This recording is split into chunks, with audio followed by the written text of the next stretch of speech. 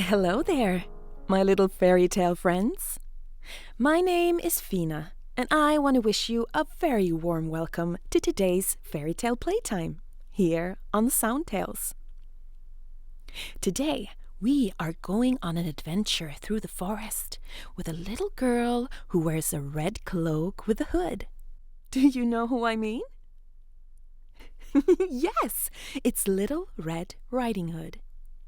She is on her way to visit her grandmother with a basket full of goodies. But you know what? The forest can be a bit tricky and full of surprises, and she might need a little help along the way. And you'll help her, won't you? Great!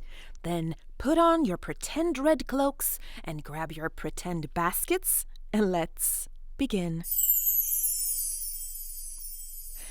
Once upon a time, there was a little girl who always wore a red cloak with a hood that her grandma made for her.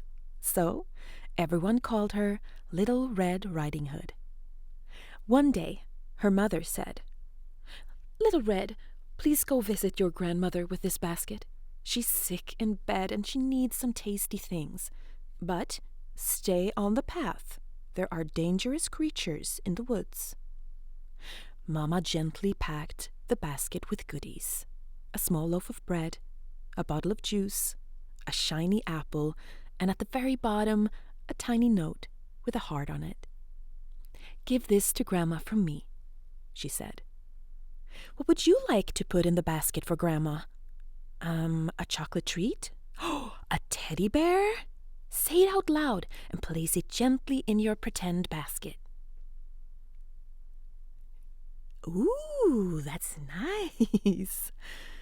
Little Red smiled and said, "Sure, Mama, I promise." She took her little basket and skipped off into the forest, her red cloak fluttering in the breeze. She did tiny hop steps and hummed a happy song.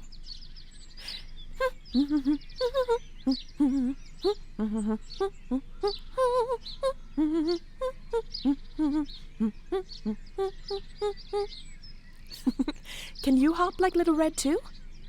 Skippity hop and a skippity hop, and hold your pretend baskets carefully so the goodies don't fall out, okay? Hold on tight. Hoppity.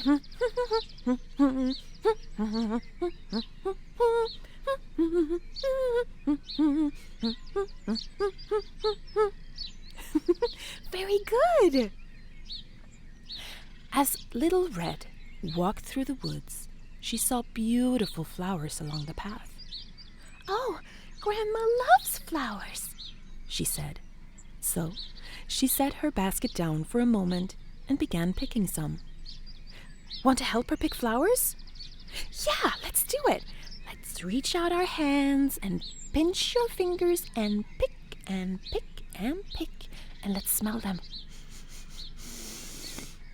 Ah, they smell lovely. Let's pick some more. Pick and pick and pick.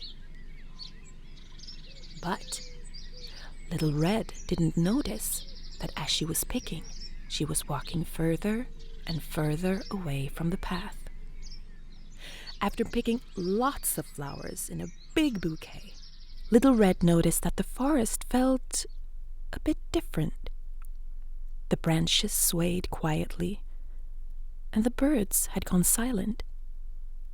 There was a rustling in the bushes, and the wind whispered between the trees.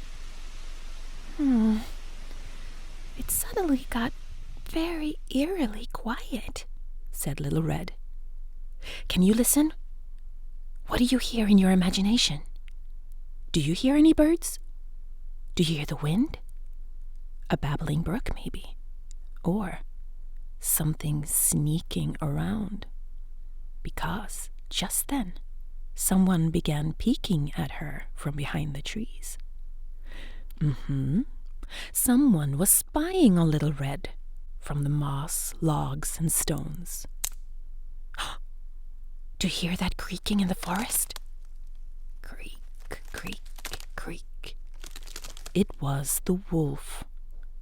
But he tried to sound friendly as he stood in front of her, big, dark, and gray. "Where are you going, little girl?" he said in his deep, gravelly voice. Little Red's heart started to beat harder and faster. I'm going to Grandma's house with some goodies," said Little Red. The wolf smiled a sneaky smile. "I see," he said as he crept away. Little Red breathed a sigh of relief as she thought the wolf would now leave her be. "Let's sneak like the wolf. Sneaky, sneaky, sneaky. Make your eyes narrow like a sneaky wolf's eyes." And what does a sneaky wolf sound like? Maybe they go, "Arr." Can you give me a little scary growl? Or a big scary growl? I'll go for a big one too. Okay, let's go. 1, 2, 3. Rawr. Ooh, that was scary. Again. Rawr. Ooh, that's good. The wolf ran ahead to Grandma's house, knocked on the door, and quick as a flash, he had locked Grandma in the closet. Then he put on one of her nightcaps, a nightgown, and her glasses, and crawled into bed. Little Red arrived and knocked on the door. "Hello, Grandma." "Do you want to knock with Little Red too?" "Yeah, go ahead, knock on something and say, 'Hello, Grandma.'" Very good. Again. "Hello, Grandma." Little Red walked in and looked at what she thought was Grandma, but something looked a little strange. She said. "Grandma, what big eyes you have." "All the better to see you with," growled the wolf. "Oh, why don't we use our hands and make our eyes really big? Oh, be careful though, don't poke your eyes." "Oh, look how scary my eyes look." "But Grandma, what big ears you have." "All the better to hear you with." Okay, now let's grab our ears and pull them so they get really big. But gently, gently. Don't pull too hard, that can hurt. Oh, look at my scary eyes and my scary ears. But Grandma, what a big mouth you have. Now, let's put our fingers in the side of your mouth. Make sure they're clean, though. And make a big, scary mouth with your hands. Oh, that's scary. Okay, wait, again.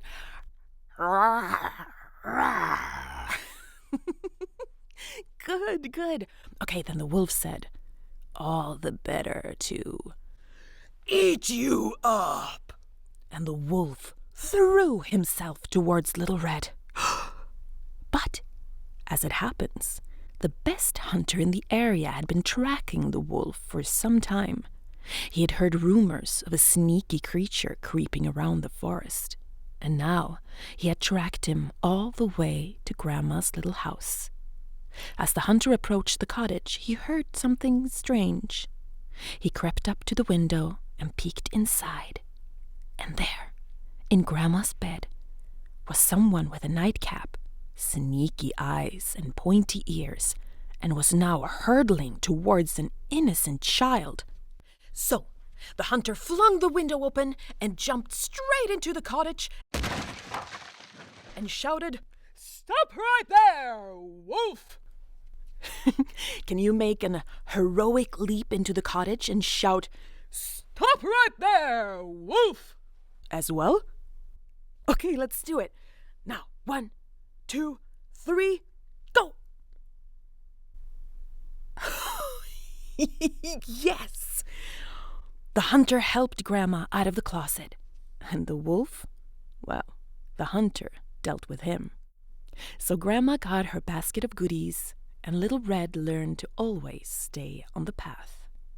Everyone hugged and celebrated with juice and buns. And Little Red never strayed far from the path again. The end. Great job, my fairy tale friends. You helped Little Red Riding Hood all the way through the forest, past the wolf, and back to Grandma. And you know what? Sometimes it happens that we get lost, or maybe we don't do exactly as we're told, even though we don't mean to, just like Little Red. But the important thing is that we learn from our mistakes, because if we do, then mistakes aren't mistakes. They're lessons. So learn to love the mistakes, because they are the ones that make us grow as humans. Thank you for listening and playing with me today. Do you want to hear more stories soon? Then we'll see you right here next time on SoundTales. Bye-bye!